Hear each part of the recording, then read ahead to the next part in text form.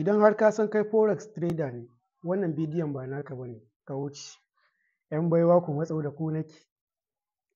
'Yan baiwa a yau zan nuna muku hanyar gujewa asara da ɓata lokaci. Watakan zan nuna muku hanyoyin da za ku bi domin goge Telegram a kan wayoyinku tare da dukkan wata exchanger da kuka san kuna hulɗa da ita. Da farko idan kana amfani da iPhone, ga yadda za ka yi nan.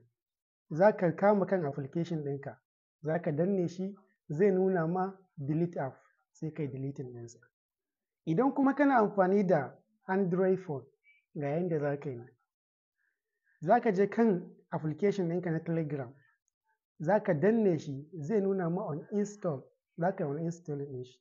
Ko kuma ka shiga can cikin setting, kai can ƙasa za ka ga an sa apps.